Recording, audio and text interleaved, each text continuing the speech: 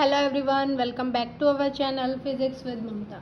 आज हम डिस्कस कर रहे हैं एस्टेट टीजीटी साइंस 2019 का पेपर, जिसमें से हम फिजिक्स के क्वेश्चंस को सॉल्व कर रहे हैं। तो आपका जो फर्स्ट क्वेश्चन है वो क्या है? Two identical coils carry equal currents. दो आइडेंटिकल कॉइल्स हैं जिनमें करंट्स क्या है? इक्वल है and have a common centre but their planes are perpendicular to each other. उनके जो प्लेन है वो क्या है? Perpendicular to the each other.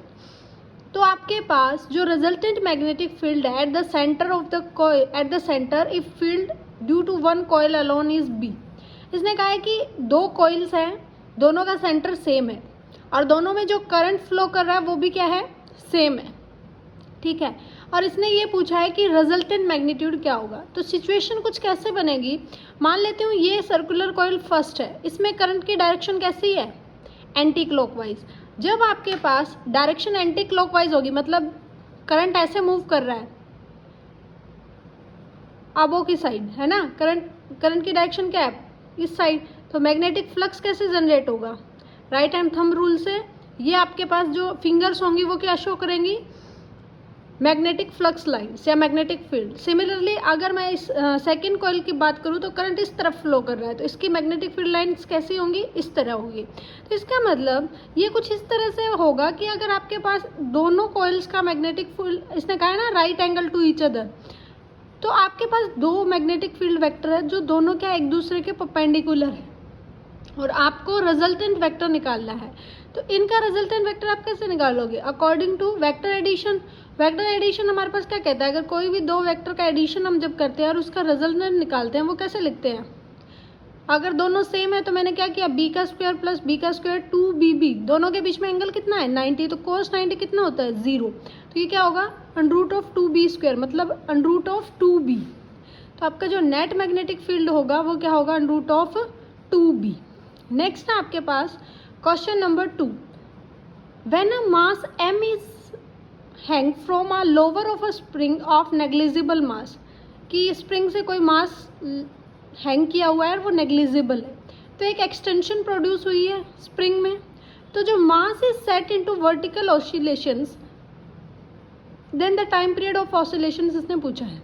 Vertical oscillations करने के लिए हमें क्या करना पड़ेगा? स्प्रिंग को ऐसे अटैच करना पड़ेगा और ये अगर उसका मास है तो ड्यू टू ग्रेविटी एक वेट लगेगा, इस मास की वजह से स्प्रिंग पे एक्सटेंशन होगी और एक वेट लगेगा। मान लो ये जो एक्सटेंशन हुई है वो कितनी हुई है? ये अगर आपके पास स्प्रिंग है और ये एक्सटेंशन होगी और ये आपके पास क्या है? जो m नेग्लिजिबल मास है, तो ये आपके पास mg वेट लग रहा है। तो इसके कंपैरिजन में कितनी एक्सटेंशन हुई? मान लेते हैं वो x एक्सटेंशन हुई। इसने कहा है कि ये वर्टिकल ऑसिलेशंस प्रोड्यूस कर रहा है, मतलब ये सिंपल हार्मोनिक मोशन प्रोड्यूस कर रहा है। और सिंपल हार्मोनिक मोशन की कंडीशन होती है कि जो आपका फोर्स होता है वो हमेशा किसके इक्वल होता है? जितने डिस्प्लेसमेंट या जितना एक्सटेंशन हुआ है उसके डायरेक्टली प्रोपोर्शनल होता है। तो कांस्टेंट ऑफ प्रोपोर्शनलिटी यहाँ पे लगाएंगे तो ये क्या होगा? Force is equal to kx। और हमें पता है वो जो फोर्स लग रहा है उसी डायरेक्शन में आपके पास एक क्या लग रहा है? वेट। तो आपका जो ये नेगेटिव होता है फोर्स माइनस ऑफ डिस्प्लेसमेंट के ऊपर डिपेंड करता है, तो इसको लिखते हैं माइनस ऑफ kx। ठीक है। तो यहाँ पे आपके पास डाउनवर्ड क्या लग रहा है? Weight mg। तो दोनों को इक्वल रखेंगे तो k की वैल्यू यहाँ पे क्या आ जाएगी? mg/x। और हमें पता है सिंपल हार्मोनिक मोशन में, ये तो की पॉइंट आपको रट के रखना है कि आपके पास जो टाइम पीरियड होगा स्प्रिंग के केस में क्या होगा? t is equal to 2π√m/k। t is equal to √m/k। कई बार कंफ्यूजन हो जाता है कि याद रहने में k/m होगा या m/k होगा, क्योंकि ये k/m किस में होगा? फ्रिक्वेंसी में होगा। तो आप यहाँ से इसकी यूनिट चेक कर लीजिए करें कि k की यूनिट क्या होती है? Force upon displacement. और m क्या है? मास। तो हमें पता है फोर्स क्या होता है? Mass into acceleration. तो मास से मास कट गया और एक्सेलरेशन इंटू डिस्प्लेसमेंट, तो ये क्या होगा? पर सेकेंड का स्क्वायर। तो यहाँ पे ऊपर जाएगा तो ये क्या बनेगा? पर सेकेंड। तो ये डायमेंशन चेक करके आप इसको सही यूज़ कर सकते हैं। Time period should be equal to t is equal to 2π√mk। और k की वैल्यू हमने फाइंड आउट कर ली स्प्रिंग कांस्टेंट की, mg/x। तो पुट कर देंगे तो आपके पास जो टाइम पीरियड होगा वो होगा 2π√xg। x क्या है? जितनी डिस्प्लेसमेंट इसने की बाय g। ठीक है। इसका डायरेक्ट भी हो सकता था क्योंकि सिंपल पेंडुलम जब भी हम बात करते हैं तो आपके पास जो टाइम पीरियड होता है वो होता है 2 पाई रूट L बाई जी, और L होता है कितना डिस्प्लेस किया उसने, है ना, तो यहाँ पे कितना डिस्प्लेसमेंट था x, तो क्या होगा x बाई जी। नेक्स्ट है question number 3, a tuning fork of a of frequency, एक की फ्रिक्वेंसी है 384 हर्ट्ज और ये क्या कर रहा है 6 बीट्स इन आ 2 seconds. When the sounded with another tuning fork B, then the frequency of B can be, क्या होगा। तो आपको 6 बीट्स 2 सेकेंड में दिया है, तो उसकी फ्रिक्वेंसी अगर हम निकालेंगे तो 6/2 मतलब 3 फ्रिक्वेंसी। तो आपके पास A और B की फ्रिक्वेंसी क्या हो सकती है, वो हो सकती है frequency beat frequency is equal to frequency of A minus frequency of B का mod to frequency of B minus frequency of A का मोड। तो बीट फ्रिक्वेंसी हमने निकाल ली 3 हर्ट्ज है, A की फ्रिक्वेंसी आपको गिवन है 384, तो VB क्या हो सकता है, एक तो हो सकता है 381 और एक हो सकता है 387। कुल मिला के ये बात है कि अगर आपका बीट फ्रिक्वेंसी पता है तो आपको जो भी फ्रिक्वेंसी गिवन है उससे ऐड और सब्ट्रैक्ट करना होता है, तब आपके पास क्या आ जाएगी, सेकेंड जो टर्निंग फोक है उसकी बीट फ्रिक्वेंसी आ जाएगी। तो क्वेश्चन नंबर 4, ये जो मैंने 30 टॉपिक्स आपको बताए थे उन्हीं 30 टॉपिक्स में से क्वेश्चन है, ये साउंड एंड ऑसिलेशन का क्वेश्चन है, तो आप वो वीडियो भी ज़रूर देखें कि कौन कौन से 30 क्वेश्चंस हमें करने हैं। और प्रीवियस ईयर एनालिसिस बहुत इंपॉर्टेंट है, ऐसे का ऐसा कंसेप्ट आपको मिल जाएगा। अब मैं जो क्वेश्चन करवा रही हूँ क्वेश्चन नंबर 4, ये 2019 में पूछा गया, इसका एक फॉर्मूला उठा के सिर्फ 2023 में पूछ लिया गया। अगर आपने मेरा 2023 का पेपर सॉल्यूशन देखा है TGT साइंस का, तो आप गेस भी कर पाओगे कि कौन सा क्वेश्चन था, ठीक है, उसमें क्या पूछा गया था, ठीक है। तो देखो इसी क्वेश्चन के कंसेप्ट को उठा के 2023 में पूछ लिया, तो प्रीवियस ईयर कितना इंपॉर्टेंट है ये आपको पता है, लग जाएगा अगर आप दोनों वीडियो के क्वेश्चंस को कंपेयर करके देखोगे, खुद से एनालाइज करके देखोगे। तो आपके पास है क्वेश्चन नंबर 4, एक पार्टिकल है जो स्टार्ट करता है रेस्ट से शुरू किया, मतलब इनिशियल जो टाइम है वो 0 है, विद अ कांस्टेंट एक्सीलरेशन, और इनिशियल वेलोसिटी भी क्या है उसकी 0। At a time t second उसकी स्पीड कितनी मिलती है 100 मीटर पर सेकेंड, और 1 सेकेंड लेटर उसकी स्पीड कितनी मिलती है 150 मीटर पर सेकेंड। तो वैल्यू ऑफ एक्सीलरेशन इसने पूछा है, and the distance travel during the t+1 second will be respectively, कि t+1 सेकेंड में वो कितने डिस्टेंस को कवर करेगा। तो देखो इनिशियल में हमें क्या दिया हुआ है, इनिशियल वेलोसिटी 0, लेकिन एट टाइम t पे वेलोसिटी कितनी होगी 100, और एट टाइम t+1 पे वेलोसिटी कितनी होगी 150। तो इसका मतलब t टाइम पे कितनी फ्रिक्वेंसी है ut अगर मैं लिखूं या vt अगर लिखूं तो 100, और vt+1 पे देखूं तो कितनी 150। इसका मतलब एक्सीलरेशन की अगर मैं बात करूं तो change in velocity over change in time, कितनी वेलोसिटी में चेंज हुआ 150 minus 100 that is equal to 50, और ये क्या आया 50/1, तो 50 आपके पास क्या आ गया एक्सीलरेशन। तो ये ऑप्शन भी गया, ये ऑप्शन भी गया, 2 ऑप्शन बचे फर्स्ट और थर्ड। दूसरा हमसे क्या पूछा गया, इसने डिस्टेंस पूछी है कितनी ट्रैवल करेगा वो t+1 सेकेंड में। तो हमें पता है according to equation of motion v किसके इक्वल होता है, v is equal to u+at। Initial में इनिशियल वेलोसिटी क्या है 0, एक्सीलरेशन हमने फाइंड आउट कर लिया, टाइम कितना t+1 सेकेंड पे, वेलोसिटी कितनी है 150, तो यहाँ से t+1 टाइम कितना आ जाएगा 3। आप उसका भी यूज़ कर सकते हो कि v is equal to u+at था। अगर मैं t टाइम पे देखूँ तो ये 100 है, ये 0 है, लेकिन ये आपके पास क्या है 20, तो t कितना आएगा, t आएगा 2, तो t+1 सेकेंड कितनी आ जाएगी 3। तो जब भी हमें ये टाइम पीरियड पता होगा तो हम क्या निकाल पाएंगे डिस्टेंस का फार्मूला क्या होता है SN is equal to t+1 nth second के लिए। ये डायरेक्ट रिजल्ट पूछा था उसने कि जब भी कोई पार्टिकल है वो मूव कर रहा है कांस्टेंट एक्सीलरेशन से, तो आपके पास t या +1 सेकेंड पे कितने डिस्टेंस ट्रैवल करेगा, तो उसका फॉर्मूला होता है ये direct SN+1 is equal to u+a/2 2n-1। यहाँ पे n क्या होगा, जिस सेकंड के लिए हमें निकालना है, तो t+1 सेकंड के लिए निकालना है वो कितना होगा 3 पुट कर देंगे, तो आपके पास एक्सेलरेशन कितना आ जाएगा 125 मीटर। ठीक है, ये फॉर्मूला कहाँ से आया, ये मैंने 2023 का जो पेपर सॉल्व करवाया था वहाँ पे इसका सॉल्यूशन दिया था कि ये फॉर्मूला कहाँ से आया और कैसे फाइंड आउट किया। ठीक है, तो ये आप देख सकते हो, ये क्वेश्चन 2023 में पूछा है। और हमने अब जो डिस्कस किया है वो 2019 में, तो प्रीवियस ईयर बहुत इंपॉर्टेंट है, इनका एक एक वर्ड और एक एक कंसेप्ट बहुत इंपॉर्टेंट है।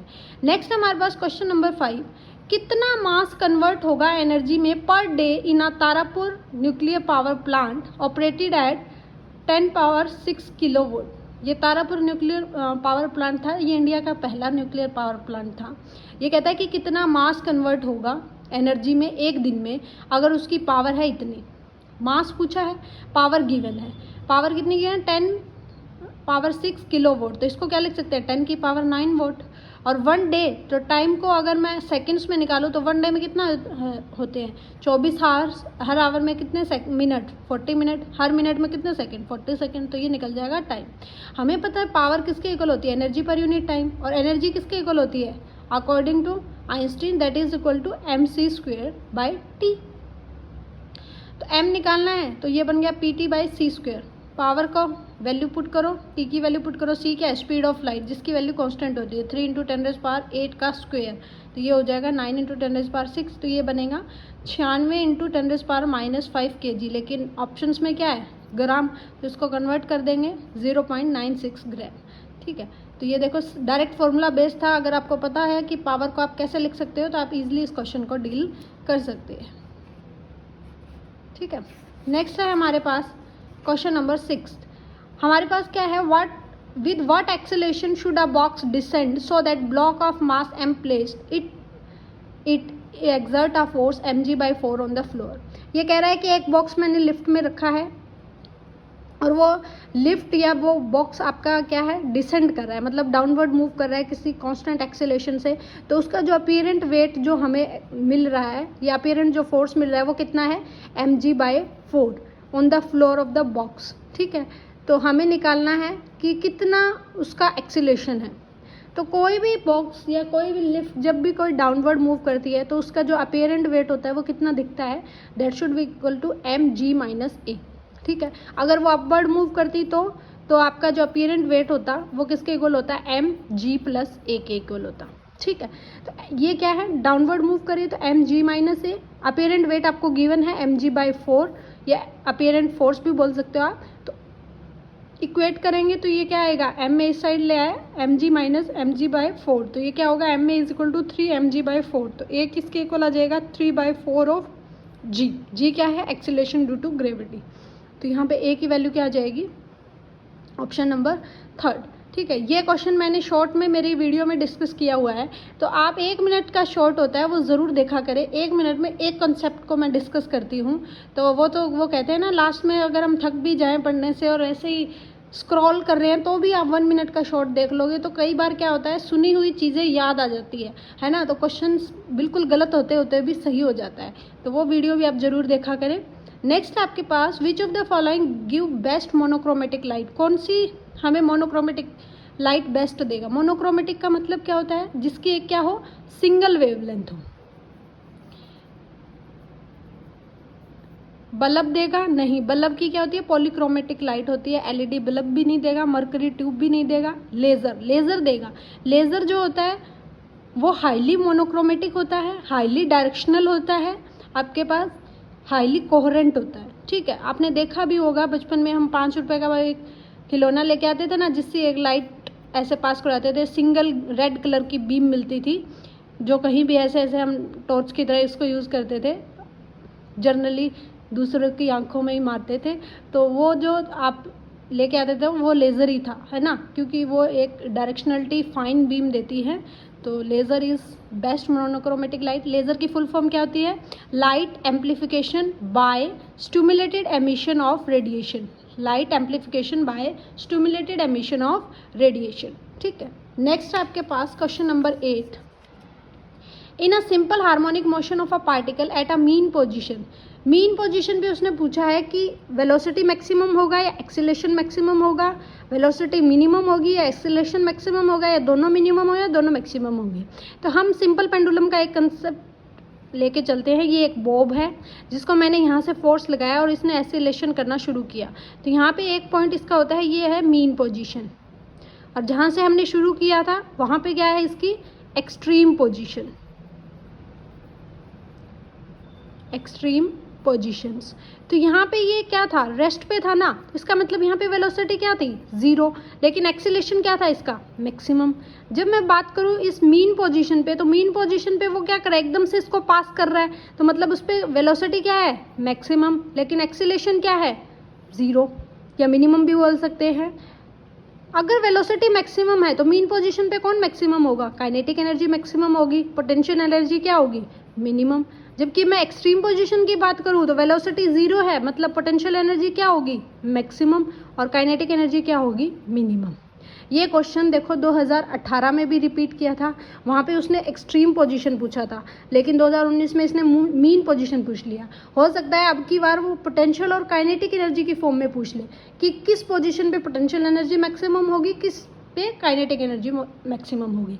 तो आपको इस कंसेप्ट को भी याद रखना है, ठीक है। नेक्स्ट है हमारे पास question, which of the following is correct about the specific heat of a gas, it has any positive value from 0 to infinity, क्या it has a negative value, its exact value depend on the mode of a heating of gas, या all the above. तो हमें पता होना चाहिए specific heat क्या होती है।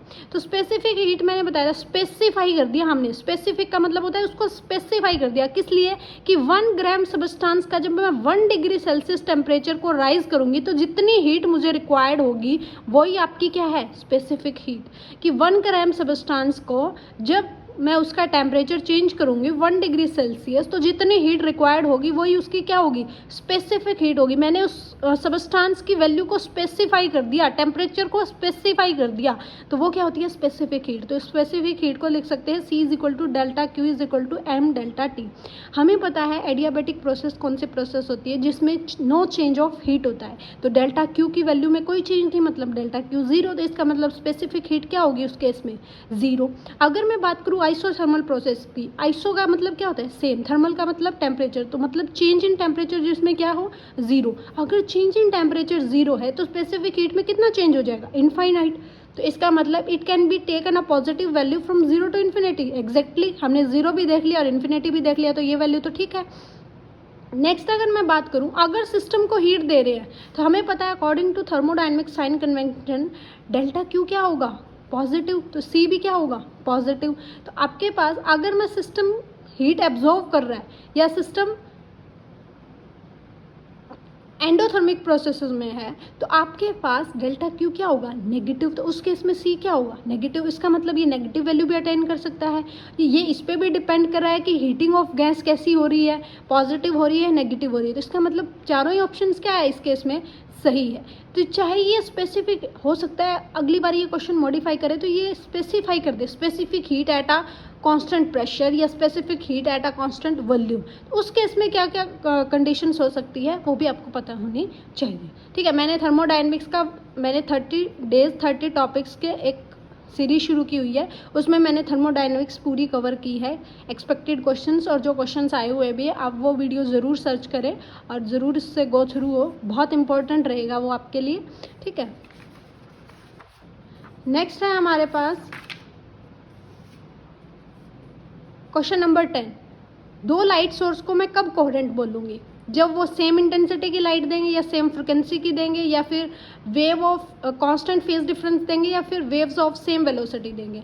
तो मोस्ट एप्रोप्रिएट आंसर इसका जो रहेगा, तो 2 सोर्सेज को कोहेरेंट सोर्स आप तब बोलोगे जब वेव्स में क्या होगा, कांस्टेंट फेज डिफरेंस होगा। सेम फ्रिक्वेंसी भी इज़ अ गुड आंसर, लेकिन मोस्ट एप्रोप्रिएट आंसर हमें चूज़ करना है तो हम 3rd ऑप्शन के साथ जाएंगे, ठीक है।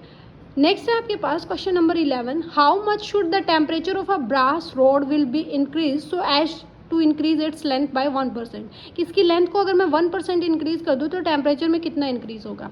आपने पढ़ा होगा लीनियर एक्सपेंशन, वॉल्यूम एक्सपेंशन या सरफेस एक्सपेंशन। वो क्या कहता है कि जब भी हम टेम्परेचर को बढ़ाते हैं तो लेंथ में चेंज होता है, कुछ लेंथ चेंज हो जाती है। कितनी चेंज हो जाती है, वो होता है delta L change in length that should be equal to L1 + alpha into delta T। यहाँ पे अल्फा क्या होता है, constant of linear expansion, constant of linear expansion, और डेल्टा T क्या है, चेंज इन टेम्परेचर, और L क्या है, ओरिजिनल लेंथ। तो इसने कहा है डेल्टा L/L कितना चेंज किया, 1%। 1% को क्या लिख सकते हो, 1/100, ठीक है। और ये किसके इक्वल है, 1 + अल्फा डेल्टा T के। अगर मैं जनरली इसको इक्वल टू भी लेके चल सकती हूँ, लेकिन ये आपके पास डेल्टा एल बाई एल की वैल्यू क्या है 1/100 -1 अल्फा आपको गिवन है डेल्टा टी, तो वैल्यू पुट कर दीजिए। डेल्टा टी क्या आएगा अप्रोक्सीमेटली 500 डिग्री सेल्सियस के आसपास आ जाएगा, तो ऑप्शन नंबर 4 इसका क्या रहेगा करेक्ट रहेगा। ठीक है, ऐसे ही आपके पास फॉर्मूला होता है, यही डिस्कस कर लेते हैं सरफेस का, कि सरफेस एरिया में जब आप टेम्परेचर का चेंज करोगे तो कितना सरफेस एरिया चेंज होगा, that should be equal to delta S is equal to original surface area S1 plus beta delta T. ये S है सरफेस एरिया, एंट्रोपी नहीं समझना, सरफेस एरिया। अगर मैं बात करूँ वॉल्यूम की, तो वॉल्यूम में कितना चेंज होगा delta V 1 plus gamma delta T, 1 plus gamma delta T, और बीटा क्या है सरफेस एरिया एक्सपेंशन, और गामा क्या है volume expansion, coefficient of volume expansion, और ये क्या है कोफिशिएंट ऑफ सरफेस एक्सपेंशन, और अल्फा क्या था कोफिशिएंट ऑफ लीनियर एक्सपेंशन। ठीक है, इनके बीच में एक रेशियो होता है, अल्फा बीटा गामा के बीच में एक रेशियो होता है 1 2 3। ठीक है, तो alpha is equal to 3 gamma लिख सकते हैं ना हम, sorry gamma is equal to 3 alpha. ठीक है, तो ऐसे आप इनका नोटेशन भी यूज़ कर सकते हैं, लेकिन अगर आपको ये रेशियो पता है तो आप पूछ सकते हो। ये पीजीटी फिजिक्स में लगभग 2 से 3 बार क्वेश्चन रिपीट किया गया है, तो हो सकता है टीजीटी साइंस में भी पूछ लिया जाए, तो आपको तीनों चीज़ें ये पता होनी चाहिए, साथ साथ ही आप नोट कर लीजिए। नेक्स्ट है हमारे पास question number 12। Refractive index of a material of a film is 1.25. The minimum thickness of film which can strongly reflect the light as wavelength 589 nanometre will be, कितना होगा। रिफ्रैक्टिव इंडेक्स उस material या उस film का आपको given है। आपने ये एक एक्सपेरिमेंट पढ़ा भी होगा 10th क्लास में, हम जनरली ये लेके चलते हैं कि जब भी कोई लाइट थिन फिल्म से जाती है तो वहाँ पे रिफ्लेक्ट होती है, वो कितनी होती है। तो आपके पास ये फॉर्मूला बनता है इसमें 2 म्यू टी कॉस, जिस एंगल से इंसिडेंट करवा रहे हैं वो एंगल, और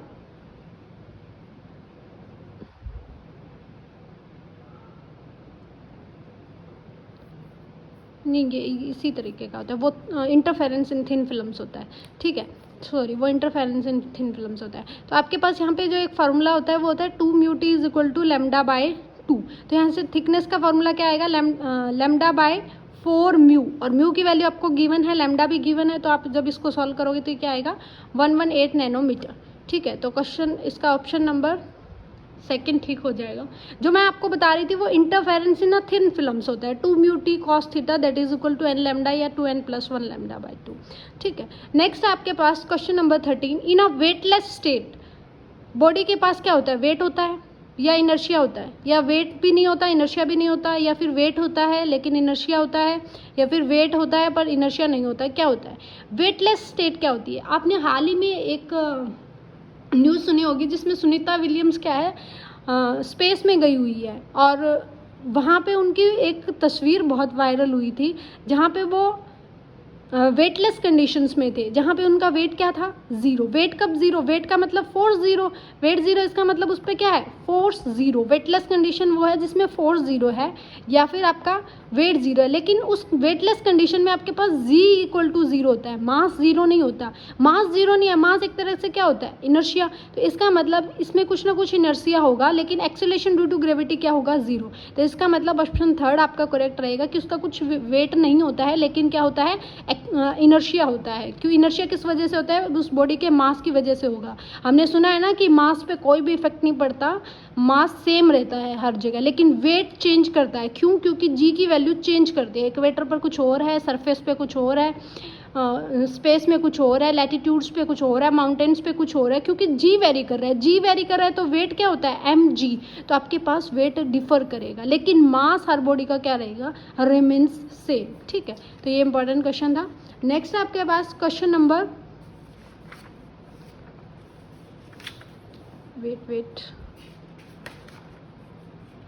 क्वेश्चन नंबर 14। आपको linear momentum of a sphere of mass given है जो वेरी कर रहा है टाइम के साथ, p is equal to 3t² + 4।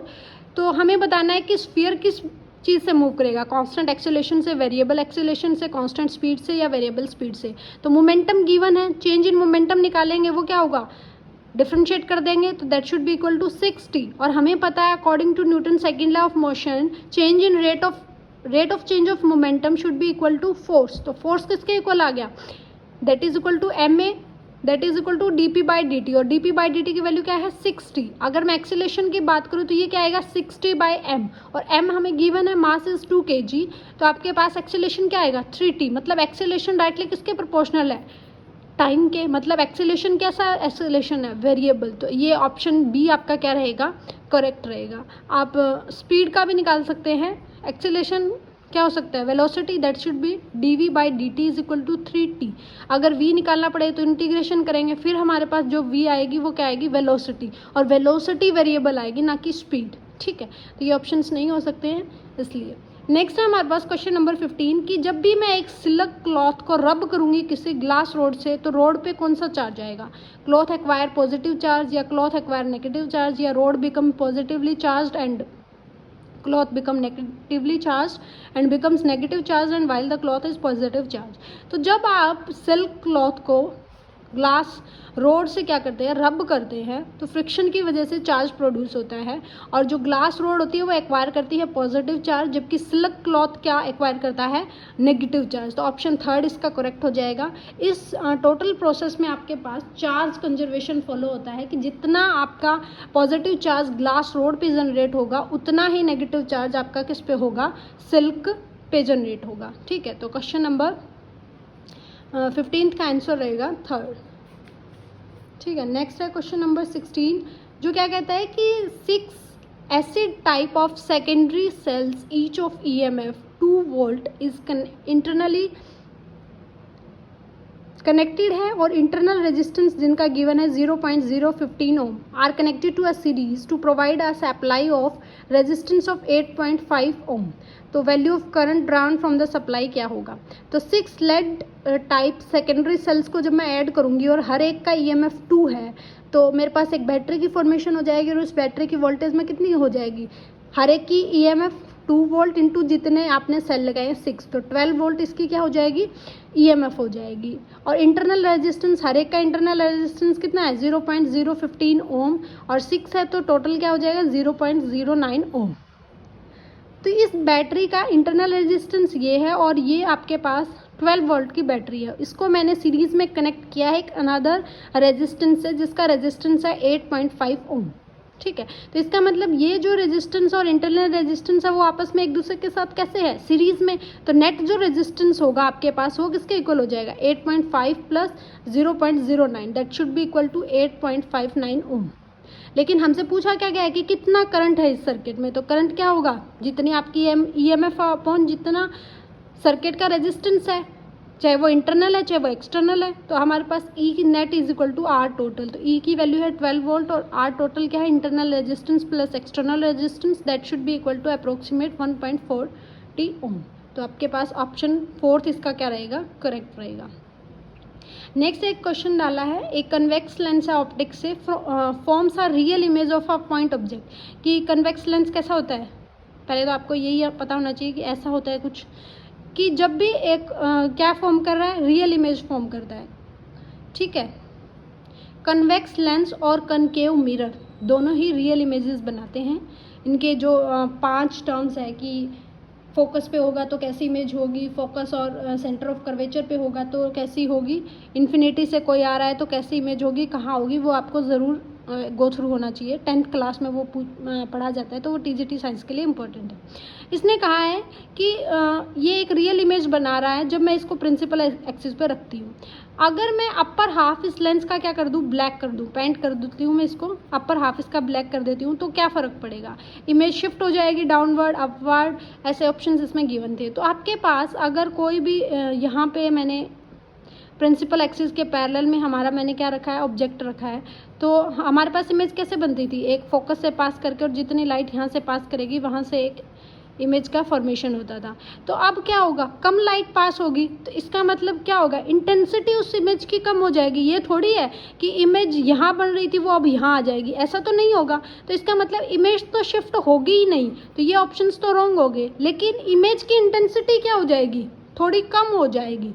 मतलब पहले पूरे में से पास हो रहा था तो ज़्यादा लाइट फोकस कर रही थी तो इमेज अच्छी थी, लेकिन अब आधा ब्लैक है तो उसकी वजह से इमेज की इंटेंसिटी क्या हो जाएगी, कम हो जाएगी। तो आपके पास जो ऑप्शन इसमें था वो था ऑप्शन नंबर थर्ड कि इमेज विल नॉट शिफ्टेड। इसने लास्ट ऑप्शन में ये कहा कि intensity of image will not change, लेकिन मैंने क्या बताया, इंटेंसिटी चेंज होगी और वो कम होगी।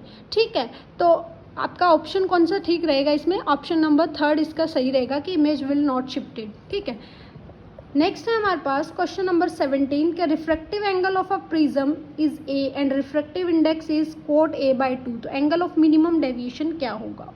मिनिमम डेविएशन एंगल क्या होता है कि जब भी प्रिज्म से कोई लाइट हम पास करवाते हैं तो वो क्या होती है, रिफ्रैक्ट होती है। और ये आपके पास अगर मैं इंसिडेंट लाइन को थोड़ा सा और अपना एक्सटेंड करूँ तो इन दोनों के बीच में जो एंगल होता है वो उसका क्या होता है, मिनिमम डेविएशन होता है। ठीक है, अमर्जेंट लाइन और जो इंसिडेंट लाइन है उसके बीच का जो एंगल होता है वो क्या होता है, एंगल ऑफ मिनिमम डेविएशन। और ये क्वेश्चन एस्टेट 2023 में पूछा हुआ था कि मिनिमम डेविएशन का एंगल क्या होता है। ठीक है, ये एक फॉर्मूला हम यूज़ करते हैं रिफ्रैक्टिव इंडेक्स निकालने के लिए प्रिज्म का, that is equal to sine A plus delta M by two is by sine A by two, जहाँ पे ए क्या है, एंगल ऑफ प्रिज्म, ए क्या है, एंगल ऑफ प्रिज्म, और डेल्टा एम क्या है, एंगल ऑफ मिनिमम डेविएशन। ठीक है, हमें रिफ्रैक्टिव इंडेक्स गिवन है प्रिज्म का, दैट इज कोट a/2 और फॉर्मूला हमने यूज़ किया है। तो कोट को क्या लिख सकते हैं, कोस a/2 by sine a/2, sign a/2 से साइन a/2 कैंसिल हो जाएगा, ये क्या बनेगा, cos a/2, that should be equal to sine a plus delta m/2। दोनों को कंपेयर करने के लिए कोस को मैं किसकी फॉर्म में लिखूंगी, साइन, और हमें पता है साइन 90 पे किस में चेंज हो जाता है, कोस में, तो ये होगा sine 90 minus a/2, that should be equal to sine a plus del m/2। तो 180 माइनस a, इसको सॉल्व करेंगे, दोनों के एंगल को इक्वल रखेंगे तो आपके पास ये फॉर्मूला आ जाएगा। ये एक स्टैंडर्ड फॉर्मूला है मिनिमम डेविएशन फाइंड आउट करने का। 180 माइनस 2a, हो सकता है अगली बार कोई क्वेश्चन पूछा जाए उसमें आपको एंगल ऑफ प्रिज्म दे दे और मिनिमम एंगल ऑफ डेविएशन पूछ ले, तो आप ये फॉर्मूला यूज़ कर सकते हो, delta M is equal to 180 minus 2a। ठीक है, नेक्स्ट है आपके पास क्वेश्चन नंबर 18। एक बल्ब है जिसका रेजिस्टेंस है 10 ohm connected to inductor L is in a series with an source marked 100 volt. एक वोल्टेज सोर्स मैंने सीरीज में लगाया है, एक रेजिस्टेंस है और एक इंडक्टर है, कुछ इस तरह का आपका सर्किट है, और इसमें फेज एंगल है between voltage and current is π/4 radian. तो वैल्यू ऑफ L पूछी है, L क्या है, इंडक्टेंस की वैल्यू पूछी है। यही सेम कंसेप्ट का क्वेश्चन 2018 में भी पूछा गया था कि LCR सर्किट बहुत इंपॉर्टेंट है, तो उसमें क्या पूछा हुआ था, उसमें R की वैल्यू पूछी हुई थी और इसमें इसने किसकी वैल्यू पूछ ली, इंडक्टेंस की। ठीक है, आपको जो जो गिवन है, हमें पता है कि जब भी हम LR सर्किट की बात करते हैं तो हम फेज एंगल की बात करते हैं। जो 10 फाई होता है वो किसके इक्वल होता है, XL बाय R, और XL क्या होता है, inductance of inductor, that is omega L by R। तो यहाँ पे आपको दोनों के बीच में कितना डिफरेंस दिया है, π/4, तो यहाँ पे 10 π/4 1 होता है, तो XL किसके इक्वल हो गया, R के। मतलब जितना इंडक्टेंस का रेजिस्टेंस है उतना ही रेजिस्टेंस किसका है आपके पास, रेजिस्टेंस का। तो XL को क्या लिख सकते हैं, ओमेगा L, ओमेगा को क्या लिख सकते हैं, 2 पाई न्यू ऑफ L। तो यहाँ पे R आपको पता है, न्यू भी पता है, 50 हर्ट्ज गिवन है, L निकालना है, R बाई 2 पाई न्यू, तो ये आ जाएगा 10/2 इंटू 3.14 इंटू 50, तो ये आएगा 0.0318 हेनरी। तो प्रीवियस ईयर बहुत इंपॉर्टेंट है, जो क्वेश्चंस मतलब लास्ट प्रीवियस ईयर में पूछे जाते हैं सेम कंसेप्ट्स के ही क्वेश्चन फिजिक्स से तो बेसिकली नेक्स्ट पेपर में ही पूछ लिए जाते हैं। और इसके अलावा मैंने एक सीरीज शुरू की है 30 डेज विद 30 टॉपिक्स। पहले तो वो आप 30 टॉपिक्स कौन से आपको तैयार करने हैं, जो बच्चा सेल्फ स्टडी भी कर रहा है वो खुद से भी तैयार कर सकता है, और जिसको थोड़ी बहुत स्कैफोल्डिंग की ज़रूरत है वो हमारे इस वीडियो को देख सकता है। बहुत इंपॉर्टेंट वीडियो है, बहुत अच्छे अच्छे क्वेश्चंस का उसमें कलेक्शन है। ठीक है, 30 डेज 30 वीडियो, और आई होप कि आप अगर फिज़िक्स पोर्शन को मेरे बताए तरीके से तैयारी करोगे तो 100% आप फिज़िक्स पोर्शन से आउट ऑफ आउट नंबर ले सकते हो। ठीक है, तो 18 से 20 क्वेश्चन के आसपास पूछे जाते हैं फिजिक्स से, और फॉर्मूला बेस्ड क्वेश्चन होते हैं, टोटली फॉर्मूला बेस्ड क्वेश्चन, बहुत ज़्यादा कंसेप्ट लगाने की भी ज़रूरत नहीं पड़ती है। ठीक है, तो आप मेरे चैनल को ऐसे ही सब्सक्राइब, शेयर करना और कमेंट, पॉजिटिव कमेंट करना बिल्कुल ना भूलें कि आपको सेशन कैसा लगा, क्वेश्चंस करवाने का या क्वेश्चंस में कैसे लगे आपको, तो ये आप बताना बिल्कुल ना भूलें। Thank you so much, stay tuned with us.